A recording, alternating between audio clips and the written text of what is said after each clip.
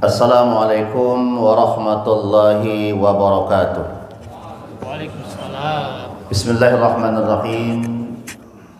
Alhamdulillahi wa kafa wassalatu wassalamu ala sayyidina Muhammadin al-Mustafa wa ala alihi wa sahbihi al-mujtaba ahli sidqi wal wafa. Wa qala ta'ala a'udzu billahi minasy syaithanir rajim. Bismillahirrahmanirrahim. Wa aqimus shalah wa atuz zakah warka'u ma'ar raki'in. Wa qala aidan fil ayatil ukhra khudh min amwalihim shadaqatan tutahhiruhum wa tuzakkihim biha wa shalli 'alaihim inna salataka sakanun lahum. Shadaqallahul azim. Bapak-bapak, saudara, dan saya yakin di balik dinding itu ada juga ibu-ibu mungkin ya. Ada ya? Yang dirahmati Allah. Pada kesempatan hari ini, alhamdulillah kita bersyukur atas pertemuan ini. Ini pertemuan pertama dan terakhir. Itu pula ya. Karena siogianya saya di sini jadwalnya tanggal 12 dan 19. 19 menurut data cuti terbaru kita sudah masuk masa cuti ya. Jadi akhirnya saya pun kena cuti, gitu kan? Kena juga, yang bercuti itu tidak bisa masuk. Nah, kita maksimalkan pertemuan hari ini. Kita berdiskusi, berbincang tentang sesuatu yang sudah menjadi bagian dari hidup kita dan perintah melekat yang diiringkan secara vertikal aqimus shalah, horizontal wa atuz zakah. Dan itu tidak pernah terpisah. Kalau ada perintah vertikal, aqimus shalah, dirikan salat, hubungan kepada Allah, wa atuz zakah, hubungan dengan manusia, tunaikan zakat. Ya. Walaupun ini sesuatu yang melekat pada diri kita, tapi ternyata perdebatan tentang zakat, apalagi tentang zakat fitrah pakai uang atau pakai khimah atau pakai nilai, serasa tak pernah selesai. Terus berdebat. Untuk itu kepada kita semua, dalam kesempatan siang hari ini saya ingin menghantarkan kita dalam sebuah diskusi yang nanti kita mencari dalil-dalil tentunya untuk paling tidak kita mengurai perdebatan itu untuk diri kita. Kalau orang masih mau juga berdebat, memang ada yang hobinya seperti itu. Nah, kan gitu. Hidupnya memang dilahirkan ke muka bumi untuk berdebat, ada hobinya begitu. Ya udahlah, biarkan saja. Untuk kita ya sekarang saya ulangi lagi, kita selesaikan paling tidak secara dalil-dalil apa yang diperdebatkan mereka itu selesai pada diri kita. Baik. Dalam kesempatan ini saya terus melihat dan memantau waktu karena lebih kurang 30 menit, setengah 2 kita presentasi, setelah itu kita diskusi. Dan saya berharap betul dari kita ini walaupun jamnya inilah jam istirahat, jam ngantuk, tapi mudah-mudahan sambil ngantuk-ngantuk ada juga terdengar materi itu kan, sehingga ada nanti yang ditanyakan. Kita mulai dari zakat secara umum.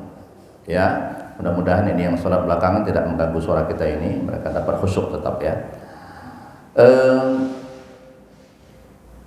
Zakat secara umum itu kita ambil saja, kita langsung tidak pengertian karena sudah paham kita zakat secara pengertiannya. Kita ambil saja dari syarat harta yang kena zakat, langsung itu saja. Syarat harta yang kena zakat. Berdasarkan kajian fikih yang lama ada 3. Dan itu ada 5 ya.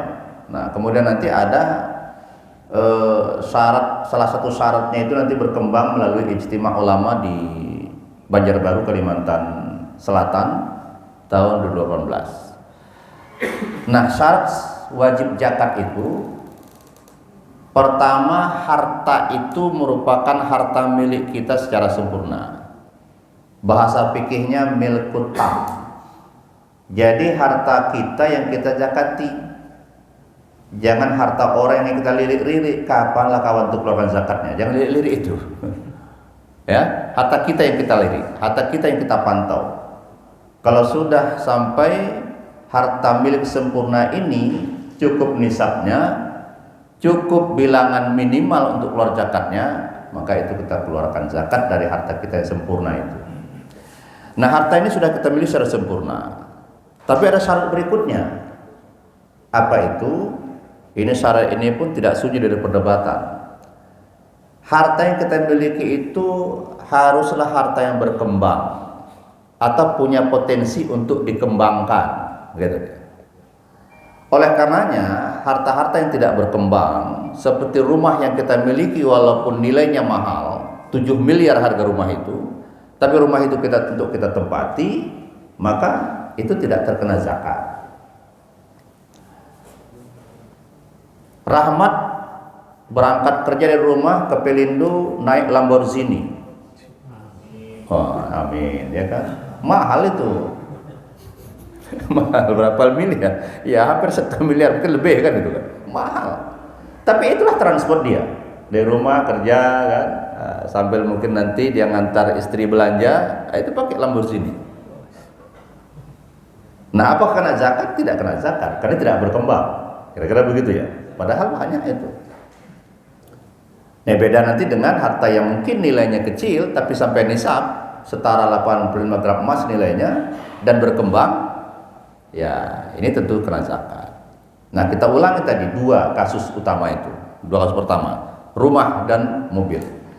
Ada rumah tak sampai 7 miliar kita bangun kos-kosan, tapi nanti hasil bersihnya di akhir tahun ternyata uang sewa kos itu senilai dengan 85 gram emas. Kita rata-ratakan kalau 1 gram emas 1 juta berarti ada 85 juta. Kita kumpulkan di akhir ada 85 juta. Berarti terkena zakat 2,5% gitu. Walaupun nilai rumah sewa itu tidak senilai dengan rumah yang kita tempati yang 7 miliar itu. Tapi karena dia berkembang, ada pemasukan di situ, maka terkena zakat. Lamborghini tadi yang mahal. Tapi Rahmat punya, selain Lamborghini dia punya angkot bahasa Medan. Mobil sewa, banyak mobil sewa. Nilainya mungkin tidak senilai dengan Lamborghini itu, tapi angkotnya berkembang.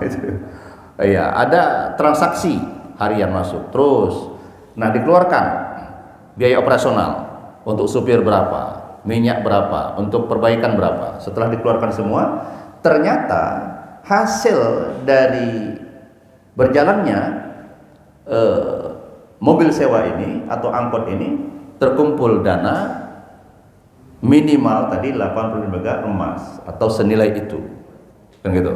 Nah, ini terkena lagi zakat. Jadi artinya bahwa seberapa besar pun harta yang kita miliki kalau tidak berkembang itu tidak terkena zakat. Sekecil apapun harta yang kita miliki kalau berkembang dan sampai nisabnya terkena zakat, gitu ya. Nah, ini yang kedua, milik sempurna berkembang. Yang kedua, bebas dari utang. Tak usah Rahmat lah contohnya, Rahmat ada utangnya. Misalnya orang lain lah, ada si Dodi ada sini, nggak ada ya? Oh, yang nggak ada aja. Oh, ada Dodi, ada pula Dodi. Udahlah, kita buat namanya entah berantas saja lah, entah siapa namanya kan. Ada seseorang ini, dia punya harta banyak, tapi dia juga punya utang di bank, utang ini macam-macam lah, utang dengan orang. Yang mana nilai utangnya itu habis atau katakanlah mengcover sebagian besar dari harta yang dimilikinya. Tersisa tinggal sedikit, tak sampai 1 nisab. Maka pada saat itu harta ini tidak wajib dikena zakat. Kenapa? Karena harta yang dimiliki setelah dihitung pengeluaran utang ternyata habis dimakan utang. Ya, itu ya. Ini yang kedua, yang ketiga.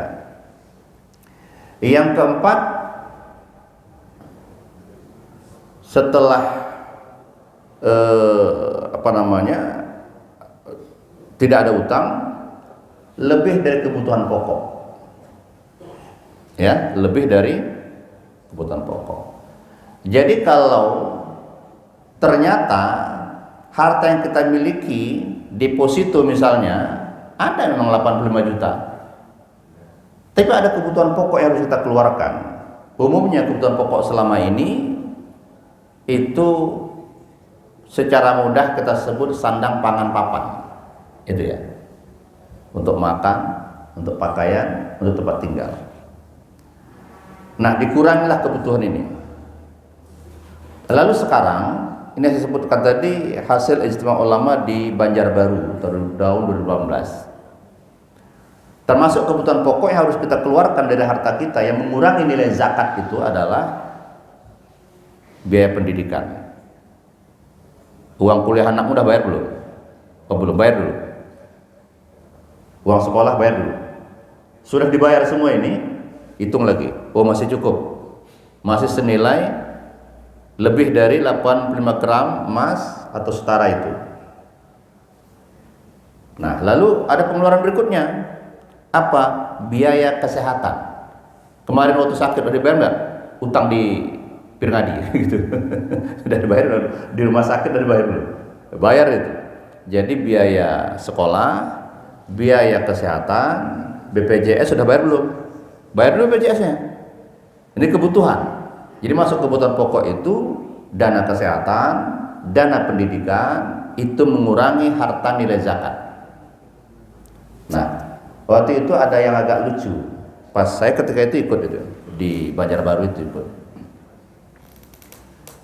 Tanya kepada pimpinan sidang, sekarang ini kebutuhan kita ada lagi. Ini pokok ini. Apa itu? Bisa ditebak? Paket data. paket data itu kebutuhan sekarang. Bisa tidak paket data itu mengurangi nilai zakat? Ketika itu kelihatannya belum sepakat kami. Saya termasuk dalam tim ini. Jadi belum selamat Rahmat. Kalau tidak Rahmat bisa keluarkan itu ya. Ini paket data saya sebulan sekian gitu kan. Keluarkan dulu. Ternyata belum. Jadi 5 ini ternyata bagian dari nilai yang harus dikeluarkan mengurangi zakat tadi. Ya. Jadi kelebihan dari kebutuhan pokok itu. Zain anil hajat. Ini merupakan syarat wajib zakat. Kita ulangi lagi, milik sempurna, berkembang, kemudian bebas dari utang, lebih dari apa namanya tadi, kebutuhan ya, lebih dari kebutuhan pokok kita. Nah, jadi kalau ini terlaksana, maka sudah terkena wajib zakat. Tambah 2 lagi, yaitu sampai nisab. Nisab saya sebutkan tadi, kalau harta itu 85 gram emas ya. Kalau dia tumbuh-tumbuhan makanan pokok itu senilai dengan 850 kg. Jadi kalau ada keluarga kita di kampung nanam padi, ditimbang padi itu, kalau sampai beratnya 850 kg, kena zakatnya. Cuma zakat padi ini tidak 2,5, tapi bisa 10%, bisa 5%. 10% kalau tak ada hujan, 5% kalau irigasi. Tapi sekarang saya lihat tidak ada lagi yang 10% ini, Indonesia lah katakannya. Minimal beli pupuk kan. Mana ada di Indonesia sekarang yang murni tak ada hujan, tak ada lagi. Kalau tidak irigasi, paling tidak dibeli pupuk. Nah, makanya saya menduga seluruh hasil pertanian padi di Indonesia ini zakatnya sudah 5%, tidak lagi 10%, karena sudah ada biaya-biaya yang harus dikeluarkan. Nah, baru yang terakhir, yang keenam, syarat wajib zakat itu sampai haulnya. Haul itu artinya harta itu kita miliki selama setahun penuh. Jadi kalau baru 8 bulan, 9 bulan, ya belum kena zakat. Setahun penuh kita miliki harta itu, nilainya tidak berkurang dari nilai 85 gram emas, maka terkena wajib zakat setahun ya. Nah ini untuk harta selain tanam-tanaman. Kalau tanam-tanaman, Al-Quran mengatakan wa atu haqqahu yauma hasidi. Keluarkan zakatnya pada hari panennya, gitu ya, pada hari panennya. Jadi termasuk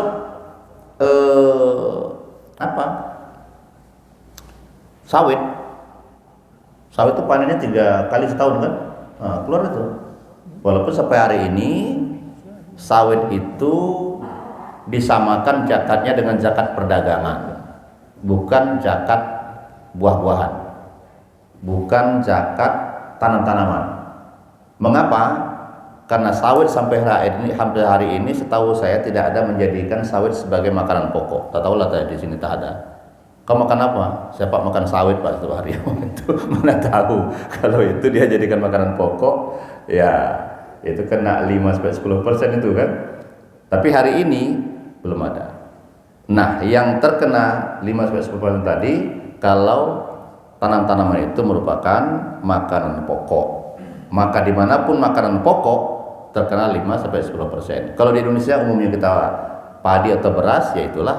Mungkin yang gandum, ya sama juga. Mungkin ada sagu, ada ubi, makanan pokoknya sama juga terkena 5-10%. Pokoknya makanan pokok.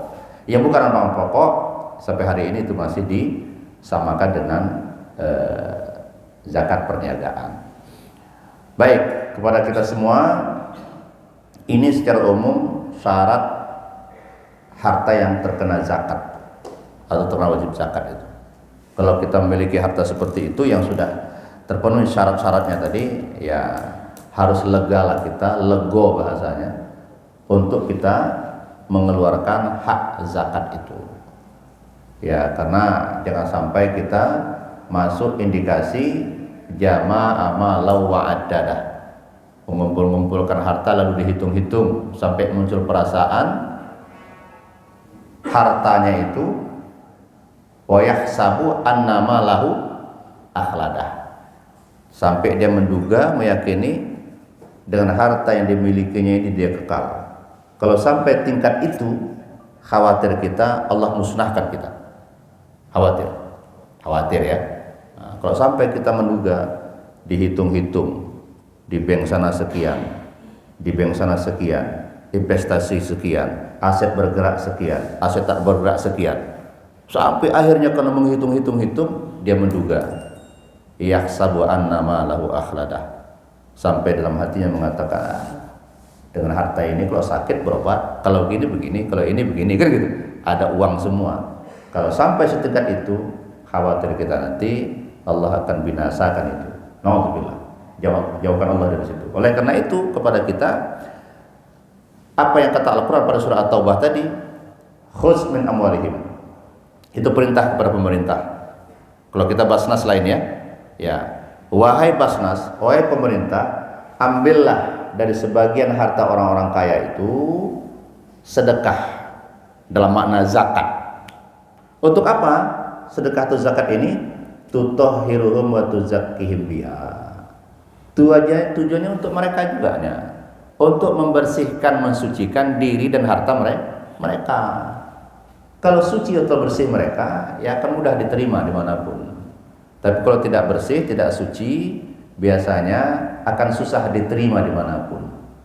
Ditanya orang, bagaimana menurut bapak itu? Oh, bapak itu jangankan duitnya, dosanya tak kasih sama kita, bakhil luar biasa. Wah, ini kan bahaya ini.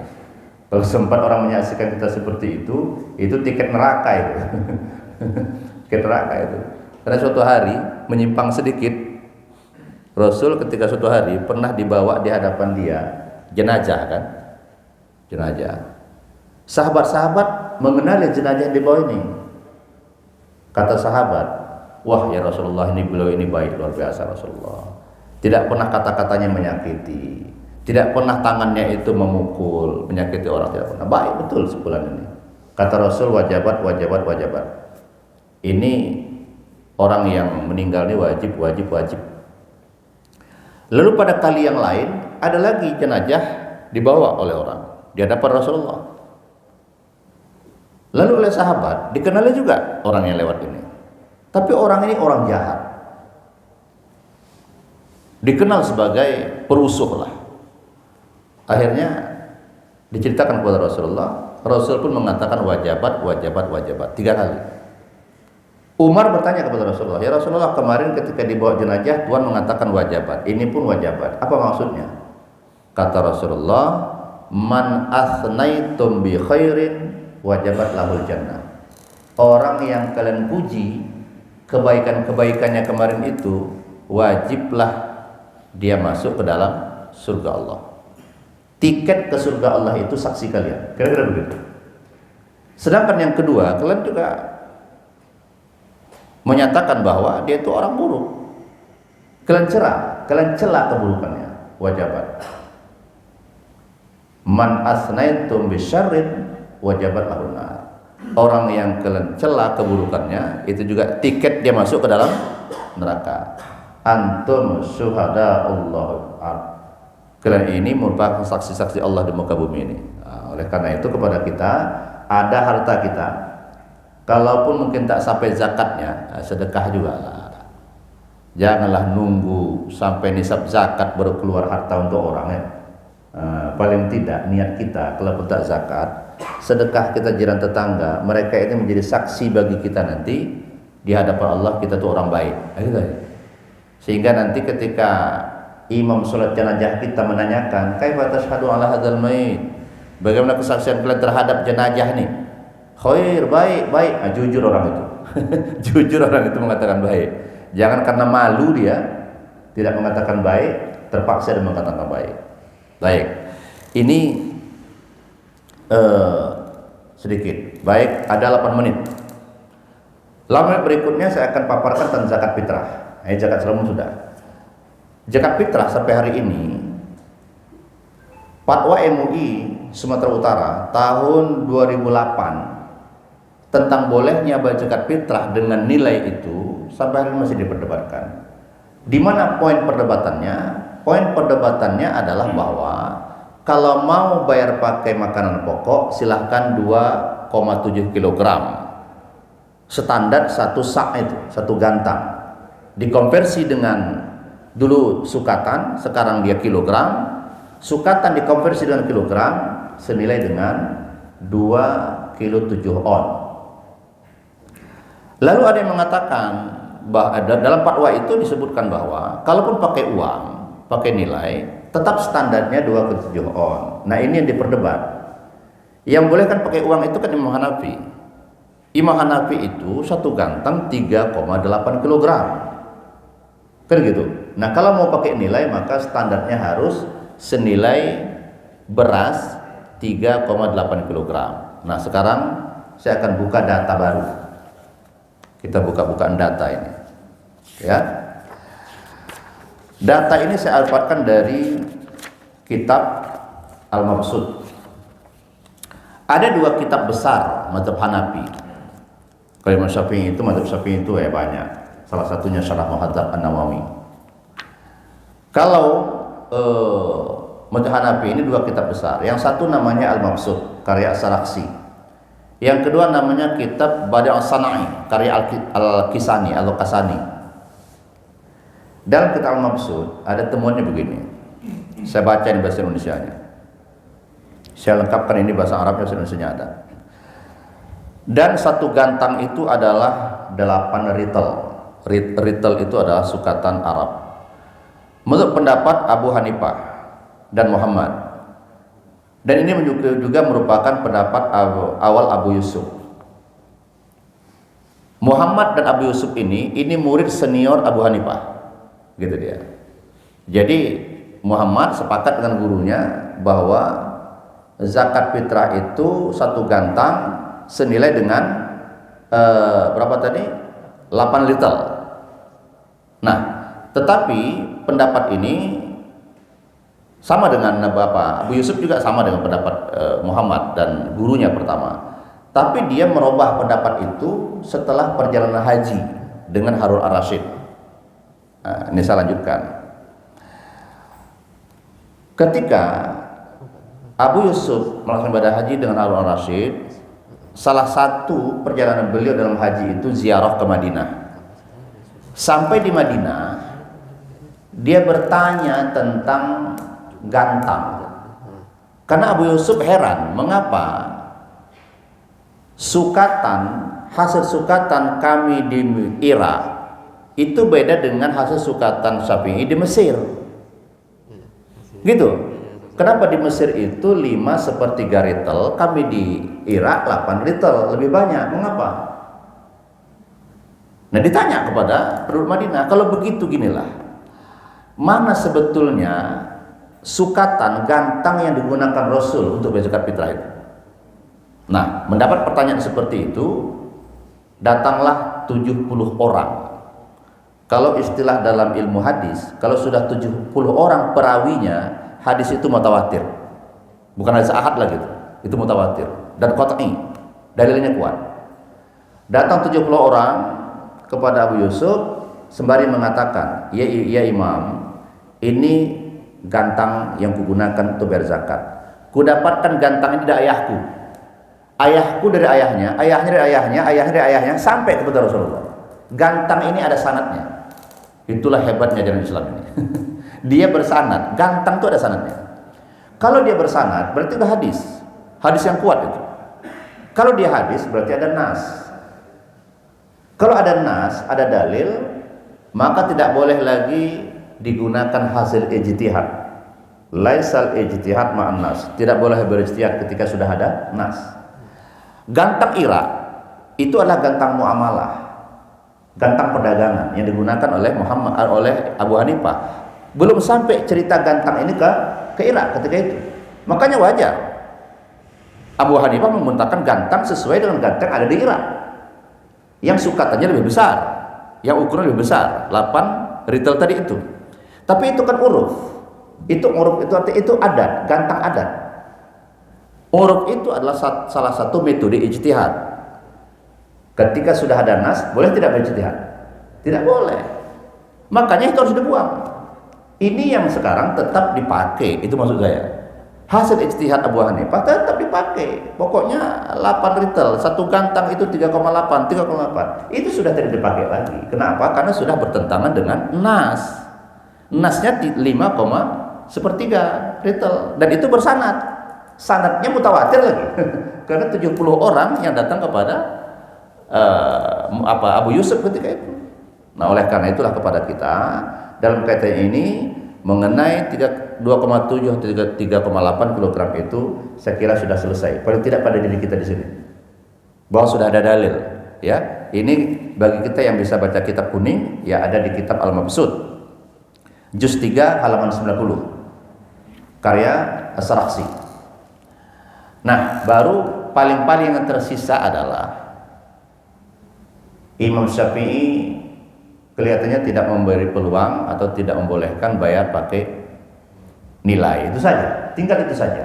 Kalau itu mungkin ya sampai hari kiamat masih dalam arena ijtihad terus itu.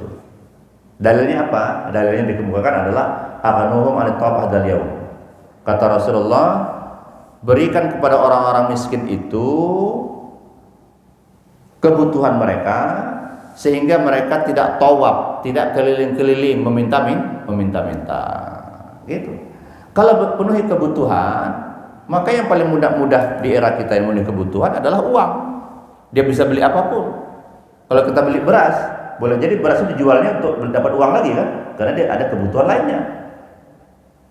Beras dia udah banyak, semua orang zakat fitrah sama dia, akhirnya bertimbun berasnya. Sementara dia butuh sayur, dia butuh ikan, butuh apa gitu. Nah, terpaksa dijualnya lagi beras itu untuk membeli yang ini. Oleh karena itu, dalam hal ini saya secara pribadi sangat setuju dengan hasil ijtihad Imam Abu Hanifah itu. Kalau teksnya adalah kayakan, konteksnya adalah bagaimana kita memenuhi kebutuhan mereka. Bisa dengan makanan pokok, bisa juga dengan sesuatu yang lain yang bisa memenuhi kebutuhan mereka. Baik Bapak Saudara rahimakumullah, pas 13.30. Ini janji saya. Pas kan?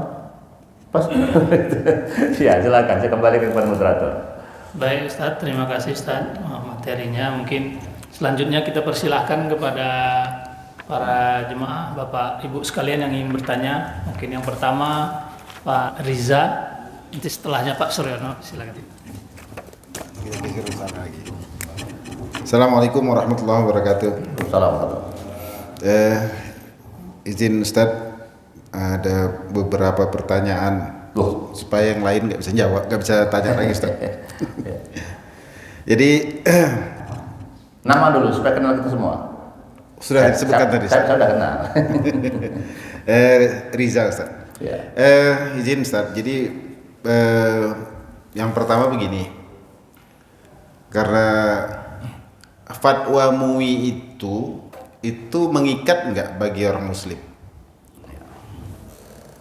Fatwa MUI Ustaz, itu semisal sudah ada fatwanya, itu mengikat nggak jadi hukum positif gitu ya. Artinya kalau kita kalau dilarang kita lakukan itu dosa nggak itu? Ya. Nah, karena ada yang bilang katanya tidak gitu kan. Nah, ini kan kita tanya sama ketuanya, mudah-mudahan dapat kepastian. Ustaz. Itu yang pertama, Ustaz. Yang kedua, ya ini kaitan yang pertama tadi mungkin mohon nanti dijelasin juga. Semisal kalau kita ke berbelanja itu ada yang sudah dikasih label halal, ada yang tidak. Jadi semisal umpamanya makanan yang biasa lah, roti umpamanya Ustaz. Di situ ada roti yang ada logo halalnya, ada yang tidak. Sama-sama roti tawar ini. Ya. Nah, kalau kita ambil yang tidak itu gimana hukumnya kan gitu. Itu Ustaz. Yang kedua, berkaitan dengan zakat fitrah tadi. Saya juga pernah mendengar, saya cuma belum dapat literaturnya. Ini izin Ustaz, kalau memang ada nanti literatur dari ceramah Ustaz tadi, bolehlah di-share ke panitia Ustaz. Ya. Jadi informasinya begini, empat mazhab itu sepakat untuk zakat fitrah itu adalah bahan makanan pokok, kecuali Imam Abu Hanifah membuka peluang dengan uang, tetapi tidak bahan pokok ukurannya adalah kurma atau tamar dan atau laban atau susu yang difermentasi semacam yogurt gitu ya. Jadi itu jadi ukurannya. Jadi gantang tadi ukurannya itu bukan isinya bahan pokok tetapi kurma atau laban tadi atau susu tadi. Apa benar itu Ustaz? Itu yang kedua. Yang ketiga berkaitan dengan kewajiban perpajakan. Fatwa MUI ada nggak soal pajak Ustaz? Karena pajaknya juga berat gitu kan sama kita. Dan bagaimana hukumnya? Kalau memang sudah ada, kalau belum ada ya saya nggak bisa, pertanyaan selanjutnya nggak mungkin dijawab gitu kan. Tapi kalau pertanyaannya sudah, kalau hukumnya sudah ada, kalau di pajak itu kita lakukan tax planning itu boleh nggak? Itu tax planning itu semisal mengakali tanda kutip pajak. Jadi ini bagaimana itu Ustaz dengan itu tadi? Mungkin itu aja Ustaz. Terima kasih. Assalamualaikum warahmatullahi wabarakatuh. Ya, itu pun udah megap saya itu. Ini mau ditambahnya lagi. Oke, baik. Ada lagi nggak apa-apa? Maksud saya megap dari dia ini. Dari Jaya, lanjut. Assalamualaikum warahmatullahi wabarakatuh. Waalaikumsalam. Nama saya Suryono Ustaz. Ya. Alhamdulillah yang ditanyakan Pak Reja ini Ya. ternyata di luar semua pertanyaan saya Ustaz. Jadi saya harus nambahkan juga kan gitu Ustaz. Jadi pertanyaan saya yang ringan-ringan aja Ustaz. Nggak seperti Bapak ini ahli perpajakan, saya nggak. Ada beberapa juga Ustaz. Pertama masalah zakat fitrah. Yang pernah saya pelajari, kita kan sering yang menerima zakat fitrah itu 8 asnaf. Tapi yang saya ingin tanyakan itu yang orang yang wajib zakatnya. Nah, kalau kita kaitkan yang wajib zakat ini, yang pernah saya pelajari, apabila ini masalah zakat fitrah ya Ustaz, nanti ada zakat mal juga yang saya tanya. Apabila seseorang itu telah terpenuhi kebutuhannya satu hari, kemudian ada sisa uangnya yang jumlahnya melebihi atau minimal sama dengan jumlah zakat yang dibebankan kepada dia sekeluarga, maka dia wajib zakat. Nah, jadi, pertanyaan saya, kalau fenomena ini kita lakukan, bisa saja suatu saat orang yang 8 asnaf ini ketika sudah menerima zakat sebelum 1 Syawal, katakanlah 5 hari sebelum Syawal dia sudah menerima zakat, sehingga terpenuhilah seperti yang saya utarakan semula, sehingga dia menjadi wajib zakat kembali. Kira-kira gitu Ustaz. Ya. Ini pertanyaan, apakah bisa? Dan menurut saya itu kayaknya bisa. Karena ini kita harus, untuk itulah makanya saya memperhatikan banyak badan-badan panitia zakat itu sering kadang-kadang memberikan zakat itu memang di akhir menjelang 1 Syawal.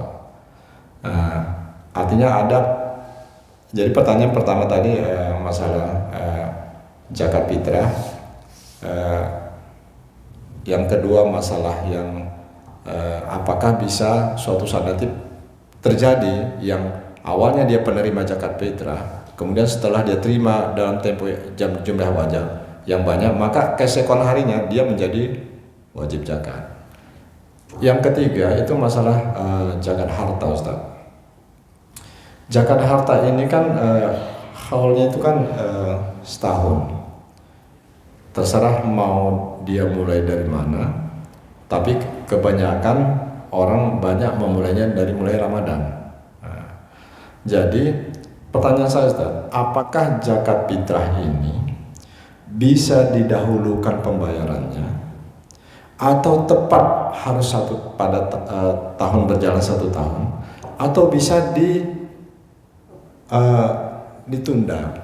Karena gini, Ustaz, zakat harta yang kita keluarkan ini kita ingin membagikannya tidak kepada 1 orang. Itu alasan pertama. Kedua, kita meragukan sebenarnya, mohon maaf Ustaz, saya sendiri masih meragukan sebenarnya yang namanya badan Basnas apa segala macam itu.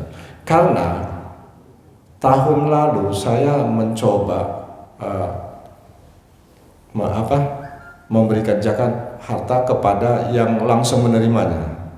Saya dibimbing oleh kawan, saya datangi. Begitu melihat fenomena yang ada di masyarakat, di situ saya yakin badan Basda atau Basda ini nggak jalan, karena begitu banyaknya masyarakat yang terlantar. Nah, sehingga atas dasar ini makanya saya mencoba apakah bisa memberikan zakat harta itu nggak sekaligus, yang ini kemari, kemudian kita lihat lagi besoknya siapa kemari, kemudian sampai bisa dipercepat, bisa tepat waktunya, dan bisa juga menjadi di akhir karena alasan yang saya sampaikan ini. Itu aja dulu, Ustaz. Baik. Assalamualaikum warahmatullahi wabarakatuh. Waalaikumsalam warahmatullahi wabarakatuh. Mungkin 2 dulu ya sementara ya, yaitu Pak Reza dan Pak Suryono. Mohon maaf saya di awal saya Pak suka bercanda Pak, dan itulah karakter saya. Kalau tidak seperti itu mungkin wajah saya 2 kali lipat lebih tua dari sekarang. Iya, karena beban terus kan. Datang ke MUI itu sudah habis dia bertengkar di luar sana, baru ke MUI. Bisa bayangkan orang-orang yang datang ke MUI menyelesaikan kasus-kasus itu. Kalau kita tidak gembira, saya tak bisa bercanda, tak suka bercanda, ini bisa 2 kali lipat ini ketuaannya. Untunglah istri saya bilang saya masih muda ya. Baik, saya mulai dari Reza. Dia udah tahu ini, ya kan, udah tahu dia ini. Pak Wajib mengikat tidak, udah tahu dia itu. Iya, yang namanya fatwa itu hanya mengikat kepada mustafti. Fatwa itu ketika dijawab, diberikan jawabannya oleh mufti yang melakukan fatwa, kan mufti namanya, itu hanya mengikat kepada mustafti, yaitu orang yang minta fatwa. Saya bertanya kepada Reza, apa hukumnya? Dijawabnya, itu mengikat ke saya. Hanya mengikat kepada yang bertanya, hanya bertanya kepada yang minta fatwa. Dia tidak bisa mengikat kepada yang lain. Oleh karena itulah banyak memang fatwa-fatwa MUI itu akhirnya kita dorong untuk masuk ke lembaga legislatif, yang nanti menjadi, kita mohonkan bisa mendampingi munculnya perundang-undangan. Contohnya yang udah banyak itu undang-undang zakat, itu kan dari fatwa-fatwa dulu tuh kumpulin, akhirnya muncul undang zakat, undang-undang perbankan ya, yaitu bank syariah kan. Nah, itu kita keluarkan fatwa kan. Transaksi ekonomi syariah itu kan hasil fatwa semua itu, fatwa DSN ya, Dewan Syariah Nasional kan gitu kan, keluarkan. Nah, ketika sudah masuk dia ke perundang-undangan melalui lembaga legislatif itu, ya pastilah mengikat. Tapi ketika masih dalam produk fatwa saja yang tidak ditopang oleh lembaga legislatif atau lembaga eksekutif, ya tidak mengikat. Itulah nasib kami itu, kira-kira begitulah. Sifatnya hanya menuntun, panduan, pedoman, hanya itu, bersifat hanya pedoman saja. Namanya pedoman, mau diikuti silahkan. Kalau tidak, ya tidak bisa dipaksakan, kira-kira begitu. Itu ruh dari fatwa ini. Nah, kemudian pertanyaan Reja berikutnya adalah label halal ini. Kalau sudah ada logo halalnya, sudah tenanglah itu. Tapi banyak masih produk di Indonesia ini, mungkin karena Undang-Undang Nomor 33 Tahun 14 tentang jaminan produk halal belum efektif betul berlaku. Kalaupun secara yuridis sudah efektif seharusnya, yuridisnya, tapi faktualnya, de factonya, de jurenya oke. De factonya belum juga, masih banyak itu produk-produk beredar yang tidak ada logo halal. De factonya ya, tapi de jurenya memang itu sudah efektif berlaku per November 2020. Makanya MUI tidak boleh lagi menerima permohonan sertifikasi wakaf LPPOM-nya per November 2020 karena sudah efektif berlaku secara de jure Undang-Undang Nomor 33 Tahun 2014 tentang jaminan produk halal. Tapi de facto masih banyak itu produk kita yang belum berlogo halal itu. Nah, ini bagaimana Ustaz? Kira-kira masih halal tidak itu saya makan gitu. Nah, suatu hari ada rombongan sahabat yang diminta oleh Rasulullah untuk memenuhi undangan satu kabilah. Satu kabilah ini Pak Surono dan kawan-kawan, ini mau masuk Islam nih. Masuk Islam. Mereka bersyahadat, syahadat satu kampung. Satu kampung bersyahadat. Karena senang dan gembiranya mereka, bangganya mereka masuk Islam, mereka sembelihkan kambing. Ya, sembelih kambing. Pokoknya kalau bahasa kita, wirid lah, kira-kira begitu. Wirid, makan kambing. Sahabat bingung ini, dimakan nggak ini ya kan gitu? Kan gitu. Jangan-jangan nggak baca bismillah mereka tadi. Itu masalahnya kan. Dia kan baru masuk Islam, baru asyhadu an la ilaha illallah. Mereka belum tahu kalimat la tazkuru ismallah la ta'kulu mimma lam yazkur alaihi. Jangan kau makan sembelihan tak baca basmalah di situ. Belum sampai kepada mereka ini. Lalu sampai di Madinah, ya Rasulullah, kami tadi mengalami kasus seperti ini. Kami disuguhkan makanan, kami bingung karena mereka baru masuk Islam. Kira-kira boleh nggak boleh makan itu? Karena Al-Quran melarang. La ta'kulu mimma lam yuzkar ismullah alaih. Jangan kau makan sembelihan yang tidak dibacakan basmalah ketika nyembelihnya. Apa kata Rasul? Kalau kalian tidak tahu seperti itu, tapi pasti yang nyembelihnya orang Islam, kan sudah masuk Islam nih, sudah masuk Islam, tapi tak tahu kalian baca bismillah atau tidak, sammu alaih fakulu. Bacakan basmalah ketika mau makannya gitu. Nah, hal-hal yang meragukan tapi pada zatnya dia halal. Roti zatnya kan halal dia, zatnya halal dia, cuma kita tidak tahu ini campuran apa segala macamnya ada tidak zatnya, kita tidak tahu. Nah, ketika itu kata Rasul, samu alaih fakulu, baca basmalah, makanlah. Nah, tapi bagi mereka yang mau menjaga kehati-hatian itu lebih baik. Nah, itu dia yang apa kata Rasul, da'ma yaribuka ila ma la yaribuka. Tinggalkanlah sesuatu yang meragukan hatimu, berpalinglah kepada yang tidak meragukan. Ini cerita konsep ragu tak ragu. Tapi kalau yang tadi adalah konsep hukumnya seperti itu. Ya, kalau kita yakin bahwa ini dari produk orang Islam, apalagi produk Islam yang paling, ini mohon maaf ini otokritik ke kita ini. Yang paling susah mengurus produk sertifikasi halal itu orang Islam. Paling susah itu, paling susah dihimbau untuk mengurus sertifikasi halal. Masa orang tak percaya? Kita kan orang Islam, begitu dia. Jadi banyak yang paling banyak mohon sertifikasi halal, baik ketika dipegang MUI LPPOM-nya maupun sekarang pengalaman lapangan kita itu yang non muslim malah. Yang paling banyak mengurus sertifikasi halal, mohon logo halal itu. Nah, yang Islam ini itu kan udah yakin itu. Dia pakai kaidah pula itu. Kaidahnya gini. Pak Raja, al aslu fil asya al ibahah hatta yudalil ala tahrimiha. Hukum asal segala sebuah benda itu, segala sesuatu itu kan mubah sampai ada dalil mengharamkannya. Oh, diajarnya kita. Ketua MUI diajarnya. Hebat ini, umat kita ini hebat. Ini otokritik ya, otokritik. Ustaz tahu apa? Al aslu fil asya ibahah. Hukum asal segala sesuatu itu mubah, boleh. Kecuali ada dalil mengharamkannya. Ini salah MUI ini. Seharusnya yang kalian keluarkan itu bukan label halal, label haram seharusnya. Bukan label halal, karena hukum asal segala sesuatu itu halal. Kecuali ada dalil mengharamkannya. Kalau gitu yang kalian keluarkan adalah label haram, bukan label halal. Di gurunya kita Pak. Belajar sebenarnya. Mohon maaf ya. Jadi saya kira itu saja konsepnya. Cuma pesan saya, kalau memang ada sesuatu yang memang meragukan kita, kan ada ingredientnya. Baca ingredient. Ini nampaknya ada huruf E. Walaupun tidak semua huruf E itu adalah lambang babi, kan gitu kan? Tidak semua. Tapi lambang babi itu huruf E.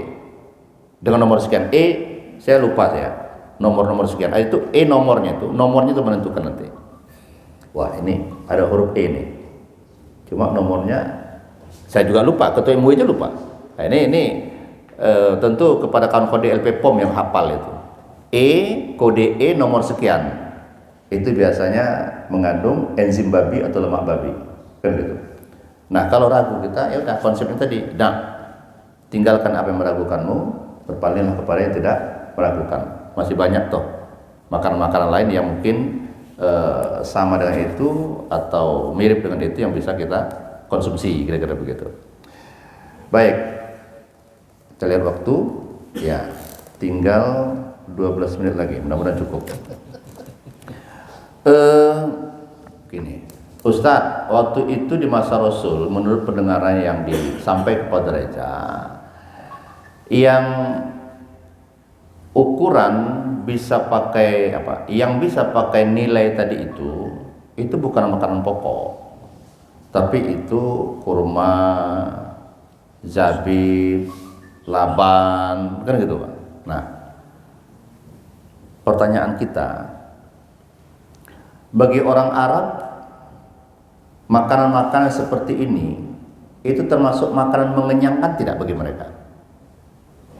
Mengenyangkan. Bagi kita, belum kita katakan makan kalau hanya makan lontong. Lontong tidak mengenyangkan bagi kita. Ini hebatnya orang Indonesia ini. Udah makan Pak? Belum katanya. Padahal udah dua piring lontong itu ditekannya. Bagi orang Arab, kurma itu mengenyangkan. Rasul lihat, Rasul bisa sekian hari dia hanya makan kurma saja. Bagi kita makan kurma tak mengenyangkan. Tak tahu saya orang Indonesia itu beda ya mungkin ya. Kita tak kenyang itu. Ya. Nah, oleh karena itu saya mengatakan tetap itu adalah varian-varian makanan pokok. Makan makanan ya mengenyangkan bagi mereka. Nah, inilah yang dikiaskan ke Indonesia. Yang kebetulan di Indonesia ini makanan mengenyangkan bagi kita tuh cuma satu itu. Beras. Mungkin daerah lain ada yang sagu ya, ada ya. Ada sagu, saya dengar ada jagung, tapi saya tidak hafal tuh di mana. Ada ubi kan gitu kan. Nah, jadi tetap kepada makanan mengenyangkan tadi, kutun istilahnya. Kut ya. Kut. Jadi ada makanan pokok atau makanan mengenyangkan ini. Oleh karena itu, saya tetap mengatakan bahwa apa yang disampaikan oleh Abu Hanifah tentang kebolehan itu tetap standarnya adalah satu sak dari barang-barang yang kita sebutkan tadi yang masuk dalam kategori zakat fitrah itu. Dan ini kan banyak apanya kan, banyak variannya. Ada syair, gandum, ada hintoh, gandum bersih kalau kita berasnya. Syair itu kalau kita padinya itulah kira-kira. Nah, hintoh itu berasnya. Tapi kita tidak pernah ada yang bayar zakat fitrah pakai padi kan? Tetap bayar zakat pakai beras. Padahal beras itu hintoh. Kalau kita versikan sebenarnya beras itu udah banyak itu, 2,7 udah banyak itu, kira-kira begitu. Karena itu hintoh, bukan syair. Yang 2,7 itu syair sebetulnya, bukan hintoh. Hintoh itu nisfus sa, setengah sa. Jadi bisa ada syair, ada hintoh, ada zabib ya, ada zabib. Nah, ada tamar lagi, ada kurma. Nah, jadi izin kepada Pak Reza, saya masih mengatakan bahwa standar nilai tadi adalah kepada makanan pokok atau makanan yang mengenyangkan. Kalau putar makanan pokok bahasanya makanan yang mengenyangkan dia. Nah, tetap itu dia. Jadi tetap 3,8. Standar umumnya itu karena di Indonesia ini makanan mengenyangkan kita tadi itu adalah beras, mungkin daerah lain senilai itulah, kira-kira begitu. Kalau ada daerah lain di Indonesia makanan sagu, nah satu gantang sagu itu berapa nilainya? Kan boleh jadi yang 2,7 tadi ya, 2 kilo 7 on itu bukan, boleh jadi ketika dinilaikan uang beda-beda nilainya, ya kan, beda-beda nilainya. Baik, itu kemudian ini pertanyaan terakhir ini tak bisa saya jawab ini, bagaimana lah ini mengenai konversi tentang pajak-pajak ini. Yang jelas setahu saya fatwa MUI belum ada tentang pajak kecuali satu, yaitu bukan fatwa itu pun, itu undang-undang ya, undang-undang zakat. Kalau fatwa tidak ada, karena gini, mengapa tidak ada fatwa itu? Karena zakat itu sifatnya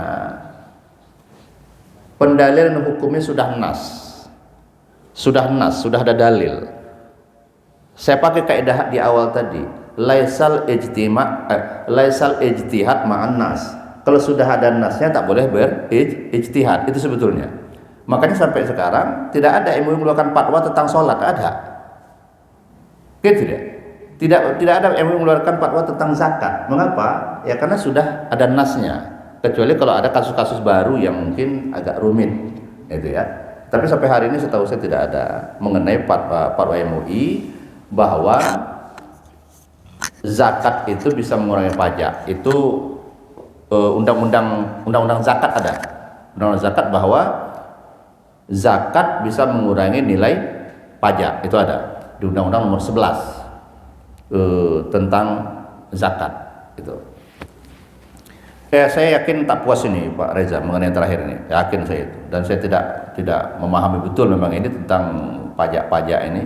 Nah, mungkin nanti dialog lebih lanjut Pak Reza, nanti kita cari data juga saya dari sisi perundang-undangan syar'inya, begitu juga setahu saya belum ada fatwa khusus tentang ini ya. Nah Pak Suryono, ini tadi mohon maaf saya agak alpa tadi yang pertama, saya lompat kedua. Nanti kalau memang apa yang pertama kita ulangin. Awalnya Ustadz dia ini mustahik zakat ini, miskin dia memang.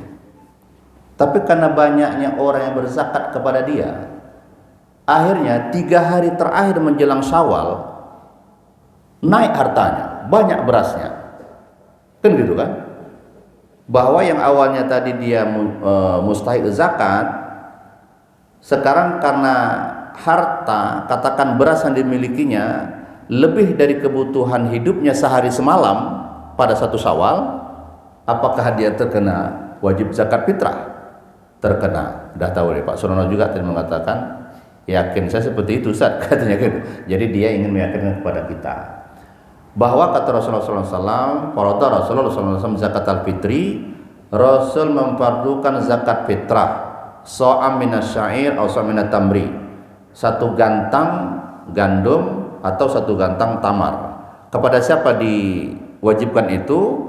Ala zakarin wa unsa, baik pada laki-laki atau perempuan, hurin au abdin, orang merdeka atau budak, kabirin au saghirin, baik orang sudah besar maupun anak kecil. Sampai anak yang baru lahir pun, kalau dia lahir di akhir Ramadan dan hidup sampai awal Syawal, tetap kena zakat fitrah, kan gitu kan? Nah, jadi dari yang orang tua sampai anak-anak kena semua. Nah, ini baru tadi ceritanya adalah orang ini punya harta yang berlebih dari kebutuhan pokok dia sehari semalam 1 Syawal itu. Kalau itu ya kena, termasuk tadi itu ya. Nah, kemudian zakat harta yang dirapel. Dirapel atau apa namanya itu ya? Dicicil lah, dirapel Pak, dicicil. Pak Surono dia sudah punya hitungan bahwa hartanya ini dalam perjalanan setahun ini tetap sampai 1 nisab, takkan kurang ini, berlebih malah, gitu. Tetap sampai nisab. Lalu kalau dia dikeluarkan akhir tahun, ada 2 masalah di sana, menurut perasaan saya.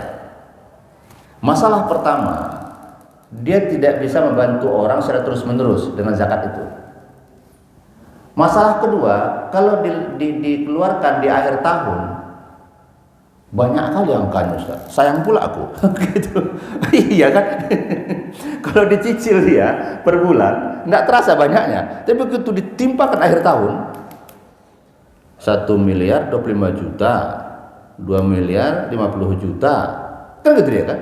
Kan 2,5% tuh, 1 miliar berarti 25 juta, 2 miliar 50 juta. Ini kelihatannya ini bisa beli NMAX baru ini kan gitu. Terasa berat ya. Ada 2 persoalan di sana. Oleh karena itu saya sepakat dalam rangka mengentaskan kebutuhan orang tadi, dicicil aja tiap bulan. Hanya saja nanti masalahnya kalau ternyata harta yang kita duga wajib kena zakat itu di akhir tahun tak sampai nisab, maka otomatis hitungannya menjadi sedekah. Tapi kalau tetap dia sampai nisab, ya sudahlah, sudah terlaksanalah zakat kita, nggak jadi beban lagi, kan gitu. Nah, saya kira baik itu walaupun belum sampai wajibnya. Sampai wajibnya itu ketika sampai waktu setahun, kan gitu. Kan itu sampai wajibnya. Kalau ini bahasa saya itu mubah, boleh, silakanlah, silakan. Apalagi tadi dilihat ada nilai kemaslahatannya di mana orang butuh itu terus-menerus setiap bulan, kan gitu. Apa nunggu dia kelaparan betul pingsan baru kita keluarkan zakat? Kira-kira gitu itu maksudnya ya. Nah, ini yang saya tangkap 2 itu Pak Surono. Yang pertama tadi terinclude tidak itu, masuk tidak sudah? Udah masuk ya, baik. Alhamdulillah. Berarti saya cerdas juga kalau gitu. Baik, terima kasih ya kepada kita semua. Ya, waktu kita tinggal 2 menit lagi, saya kira kita padakan itu karena kawan-kawan juga akan masuk. Oh, ini Pak Moderator, ada 1. Waalaikumsalam warahmatullahi wabarakatuh. Nama. Sampai kenalan sama saya. Lamborghini tadi. Udah kenal ya? Yang punya Lamborghini tadi, Ustaz. Oh iya. Oh yang punya Lamborghini tadi. Baik, Lamborghini ya. Silakan Rama, lanjut. Baik, terima kasih Ustaz. Ya. Ini kan kita teman-teman dan pegawai Pelindo Latrosus itu sering berdinas baik dalam kota maupun di luar negeri gitu kan. Jadi saya tertarik dari penjelasan Ustadz yang ada kafilah yang disajikan makanan tidak diketahui disembelih dengan bismillah atau tidak, tapi dengan bismillah selesai. Jadi mungkin juga teman-teman ngalamin gitu ya, ketika kita nginep di hotel gitu kan, yang di kawasan misal kita katakan kalau di Indonesia di Bali atau mungkin ke Cina atau ke Korea gitu, di hotel ketika kita mau makan, memang di situ tersaji makanan yang tadi ayam, daging sapi. Tapi wallahualam kita nggak tahu nih pengolahannya seperti apa, penyembelihannya seperti apa. Kalau mungkin memang di hotel itu juga ada juga yang dipisahkan ya. Ini makanannya halal, ini tidak halal. Jelas di situ ada nampak daging babi, kemudian di sini daging ini. Tapi kita kan juga nggak tahu masaknya seperti apa. Mungkin itu bisa kita hindarilah, artinya udah nampak tuh daging babinya. Bagaimana dengan hotel yang tidak melakukan itu, dan memang yang disajikan itu adalah makanan yang tadi pada dasarnya halal, ayam, sapi. Itu bagaimana sikap kita Ustaz? Itu untuk meyakinkan dan menguatkan ya, terutama saya pribadi gitu. Jadi bisa tambah makannya Ustaz. Terima kasih Ustaz. Assalamualaikum warahmatullahi wabarakatuh. Waalaikumsalam. Yang pertama yang jadi masalah Pak Rahmat itu adalah dia jalan-jalan tak pernah ngajak saya, itu pertama. itu masalah juga itu. Teman-teman Ustaz, Oh gitu ya. Nah, saya sudah sampaikan tadi, ada memang tugas kita dalam tuntutan untuk makan meragukan ini. Apa tugasnya? Yang di awal disebutkan tadi, kita harus yakin bahwa sekitar itu orang Islam, itu masalahnya. Meyakinkan itu yang bisa tidak bahwa ada informasi di hotel itu memang daging-daging itu atau ayam atau apapun informasinya orang Islam yang nyembelih gitu ya. Udah. Yang itu yang bisa kita samu alaih wa kulu fakulu. Bacakan basmalah dan makanlah. Tapi kalau seluruhnya mereka non muslim, bagaimana meyakinkannya itu? Itu jadi masalah. Maka ketika itu mau tidak mau kita harus mencari panganan non sembelihan. Tapi Kan- Ustaz, saya pernah bertanya gitu kan Ya. dengan pegawai hotel.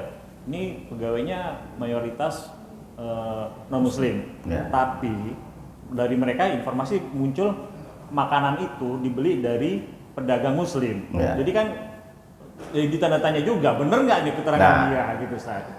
Tugas kita hanya menanyakan. Menanyakan pun itu sudah hebat itu.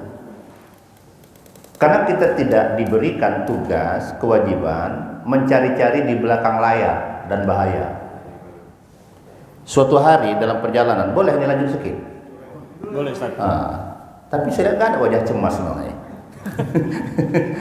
Bagus lah, bagus. Sudah selesai dengan bismillah, Nanti Ustaz. Ustadz lama kali aku udah dikejar waktu gitu kan. Nah, suatu hari pernah Rasulullah mengadakan perjalanan dengan Umar bin Khattab. Kebetulan ini pria mereka ini singgah di sebuah kebun kurma, Pak. Kebun kurma yang agak jauh lah di pinggiran. Waktu itu masuk waktu sholat. Dalam riwayat ini tak disebutkan apakah sholat zuhur atau sholat asar, tapi sholat siang. Ketika itu Rasul mewudu. Di kebun-kebun kurma itu oleh pemilik kurma itu biasanya ada dibuat semacam cerukan tempat air. Kan gitu, cerukan-cerukan tanah untuk mereka gali sedikit pasir itu ada air-air sedikit lah gitu. Lalu ketika Rasul mau berwudu, Umar yang bingung. Bingungnya begini, Rasulullah ini airnya sedikit. Jangan-jangan dalam hati Umar nih ada binatang buas tadi malam minum air ini. Kalau ada binatang buas berarti airnya hukumnya mutanajis, air yang terkena najis. Umar bertanya kepada pemilik kebun, pemilik kolam kecil ini. Ya sahibul haud. Wah, ya kan. Ya sahibul haud. Wahai pemilik kolam, menurutmu tadi malam ada tidak binatang buas minum di kolammu ini? Rasul bilang langsung, ya sahibul haud, wahai pemilik kolam, la tujib, jangan kau jawab. Begitu. Artinya apa? Kita harus meyakinkan bahwa ketika kita lihat air itu bersih, bening, itu adalah air suci mensucikan. Jangan cari-cari di belakang itu yang akan menyusahkan kita. Nah, tugas kita apa? Ada informasi dari bagian kitchen, Pak, ini produk kita ini Pak, yang 99 ini ayam ini dikerjakan orang Islam. Udah, jangan ditelusuri lagi di mana tempat tinggalnya, mana KTP. Wah itu itu cari bala itu. Cukuplah itu. Kalau masih ada keraguan di hati kita, sammu alaih fakulu. Bacakan bismillah, silakan makan. Begitu. Ya. Cuma ingat yang pertama tadi. Kalau jalan-jalan ajak Ustaz sama Asum. Itu. Izin saya ulangi, saya suka bercanda, mohon maaf ya. Saya suka bercanda saya. Oh iya. Tadi kan ada kaidah bahwa sembelihan orang zimmi maupun Katakanlah ya apa itu ahlu kitab. ahli kitab itu boleh. Ya. Gini. Saya mohon maaf ini. Jangan gara-gara ini jadi perdebatan kita. Saya lebih cenderung apa yang dikata Imam Syafi'i lah. Mohon maaf ya, saya tidak mau ini ketika nanti diupload jadi masalah. Tapi kata Imam Syafi'i, ketika itu orang datang kepada dia, apa menurut Tuhan tentang Yahuda dan Nasara, Yahudi dan Nasrani sekarang ini? Apakah mereka ahli kitab? Kata Imam Syafi'i, apakah ada kesyirikan yang lebih besar dibandingkan orang yang menjadikan makhluk sebagai Tuhan? Yahudi menjadikan Uzair sebagai anak Tuhan, Nasara menjadikan Isa sebagai anak Tuhan, menyekutukan itu, membuat sekutu bagi Tuhan dengan sesuatu. Apakah ada kesyirikan lebih daripada itu? Makanya saya cenderung izin ini pribadi ya. Saya cenderung mengatakan bahwa baik Nasrani atau Yahudi bukan ahli kitab. Yang sekarang ini, kecuali yang dulu-dulu ya, yang artinya yang mereka betul-betul ya tidak menjadikan Isa itu sebagai anak Tuhan, tetapi tetap pengakuan mereka itu rasul, tetap nabi kan gitu kan. Nah, makanya Nasrani itu pun terbagi-bagi kan. Nasrani itu terbagi-bagi. Makanya ada yang Koptik, ada yang macam-macam itu mereka. Nah, ini izin. Jadi bagi saya izin ini pribadi, jangan dikembangkan karena umumnya orang mengatakan mereka ahli kitab kan gitu kan. Kalau saya mengatakan saya setuju dan saya sependapat dengan Imam Syafi'i yang tadi ketika ditanya argumennya seperti itu. Izin. Baik. Ya. Oh ya, ada lagi di belakang. Ada waktu ya. Ya, mungkin penting sekali, silakan.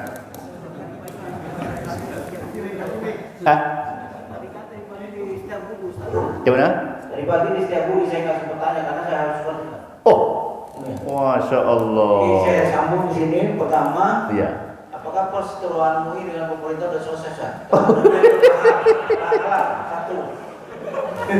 Itu saya mau tanyakan. Jadi sekarang kita ini sebagai umat, siapa yang kita pegang? Itu Ustaz. Karena ini Tentang apanya itu poinnya? naik halal itu Ustaz. Oh iya, iya. Naik halal itu Oh iya. perseteruan itu Ustaz. Oh gitu. Yang kedua, saya ngaji juga di Tasbih terkait dengan zakat tadi. Saya pernah mendapat pemahaman berikan zakat itu kepada keluargamu yang kalau memang tidak mampu. Tapi ada salah satu ustaz yang menyatakan tidak, itu kepada yang jangan serahkan kepada keluargamu, yang serahkan kepada keluargamu ada infak. Nah, menurut ajaran kita itu seperti apa Ustaz? Ya. Apakah zakat zakat yang mana? Zakat mal atau zakat fitrah gitu Ustaz? Ya. Itu aja dua tuh Ustaz. Oke. Pertanyaan itu tuh udah. Baik. Assalamualaikum. Iya, tadi subuh saya di Musabbihin ya, di komplek tasbih. Dan izin, materinya sama dengan ini. Karena ini saya masuk di 10 akhir ya. Biasanya 10 akhir itu orang mulai bayar zakat, jadi saya tertarik mengangkat ini. Ya, pertama saya tidak mengatakan, ini versi kita berbeda Pak. Saya tidaklah mengatakan perseteruan, ya kan. Nah, cuma negara ingin mengukuhkan label halal gitu. Yang selama ini oleh MUI sifatnya voluntary, sifatnya sukarela. Mau urus label halal silahkan, tidak mau tak bisa dipaksa. Nah sekarang negara mengukuhkan, kalau tak mau kau kena denda, ada pidananya gitu. Sekarang kan Undang-Undang Nomor 33 2014 itu wajib bersertifikat halal. Yang tak mau bisa kena pidana. Nah itu, saya memandang itu sebagai pengukuhan. Walaupun memang akhirnya ada satu klausul dalam undang-undang itu, atau paling tidak aturan generik pengikutnya yang mengatakan membolehkan self declare, membolehkan pengakuan. Oh punya saya ini Pak halal nih Pak, udah stempel gitu. Ini bermasalah memang. Saya sering sampaikan itu self declare itu bermasalah. Makanya kita kemarin dari MUI dan alhamdulillah diterima, walaupun dia self declare tetap melalui pemeriksaan Komisi Fatwa. Tidak bisa tidak. Dulu kan ada peluang self declare itu pernyataan tentang kehalalan produk yang dikeluarkan oleh pengusaha itu bisa diterima, tapi alhamdulillah sekarang itu sudah harus tetap melalui Komisi Fatwa. Jadi itu yang pertama. Yang kedua menarik itu, apakah kalau keluar dari keluarga itu zakat, kalau keluarga itu infak. Nah, Al-Quran menyebut aqimus shalah wa atuz zakah secara umum. Tapi ketika rinci-rinciannya tidak ada lagi kata zakat, tapi amfiku. Amfiku ini dimanakan dengan zakat. Oleh karena itu, baik kata zakat maupun nafkah itu dua kata yang saling mengisi. Nah, karena dia saling mengisi, maka kita ambil apa yang disabdakan Rasul sebagai penjelasan. Nah, Rasul mengatakan bahwa memberi nafkah, nanti nafkah itu zakat atau tidak nanti ya, memberi nafkah kepada keluarga itu 2 kali lebih baik daripada keluar keluarga. Mana baiknya? Pertama dapat pahala, yang kedua membangun hubungan kekeluargaan. Yang di luar itu sekedar dapat pahala, tidak mengokohkan kekeluargaan ini. Nah, oleh karena itu dalam penjelasan itu ternyata keluarga diutamakan karena dua keuntungannya. Nah, hanya saja penjelasan di kalangan ulama sesuai dengan apa yang dipraktekkan Rasulullah SAW bahwa zakat itu, apakah zakat mal atau zakat fitrah, tidak boleh diperuntukkan bagi orang-orang yang wajib kita nafkahi tadi. Itu nafkahi tadi. Siapa yang wajib kita nafkahi? Rumusnya adalah atas bawah. Ke atas ayah, ibu, kakek, nenek, itu tanggung jawab nafkah kita. Ke bawah anak, cucu, cicit, itu tanggung jawab kita. Ke samping itu bukan lagi tanggung jawab kita. Kakak, adik, paman, kemenakan gitu, itu tidak lagi tanggung jawab kita. Nah, disinilah kita masuk memberikan zakat dan infak tadi. Untuk kata Rasulullah mengokohkan 2 hal ini. Mengokohkan tetap langgengnya persaudaraan ini. Yang kedua, tetap pahalanya sama, dapat pahala dan dapat mengokoh kekeluargaan. Makanya kepada kita tanpa mengabaikan hak jiran tetangga kita yang miskin, kan gitu. Memang kita dahulukan adalah keluarga kita. Tapi saya ulangi, jangan abaikan hak jiran tetangga kita yang miskin. Nanti muncul fitnah. Kawan itu memang keluar zakat, tapi satu pun tak ada orang miskin di sini dikasihnya. Nah, ini muncul fitnah. Jangan juga, Pak ya. Nah, jangan muncul fitnah. Paling tidak ada tetangga kita yang terdekat-dekat ini yang miskin-miskin tuh, kasih juga lah. Kan gitu, dapat juga mereka. Intinya apa? Keluarga memang kita dahulukan, tapi lihat jangan muncul fitnah di sekitar kita. Itu. Ini saya kira, Pak, ya. Ini pertanyaan tertunda, alhamdulillah jumpa di sini. Masya Allah. Itulah mungkin ya. Nah, ini kalau tadi udah ada wajah-wajah cemas nih. Jam berapa masuk lagi? Silakan. Ya, bisa. Tadi pertanyaan penutup, Ustaz. Ya. Kemudian mohon ditutup dengan doa, Ustaz. Oh ya, baik, insyaallah. Astagfirullahaladzim. A'udzubillahi minasyaitonir bismillahirrahmanirrahim. Alhamdulillah wassalatu wassalamu ala sayyidina Muhammadin wa ala alihi washabihi ajma'in. Allahumma anzil rahmata wan ni'mata wasiyata wal afiyata alaina wa ala walidayna wa ala ahlina bi rahmatika ya arhamar rahimin. Allahumma ja'al ya Allah jama'ana hadza jama'a marhuma wa tafarraqna ba'dahu ya Allah tafaqqara ma'suma. Rabbana ighfir lana dzunubana wa liwalidayna warhamhuma kama rabbayana shighara. Li jama'al muslimin wal muslimat wal mu'minina wal mu'minat. Rabbana atina fid dunya hasanah wa fil akhirati hasanah wa qina adzabannar. Wa sallallahu wassalamu ala sayyidina Muhammad wa ala alihi washabihi ajma'in. Walhamdulillah alamin. Taqabbalallahu minkum inna minkum taqabbal ya karim.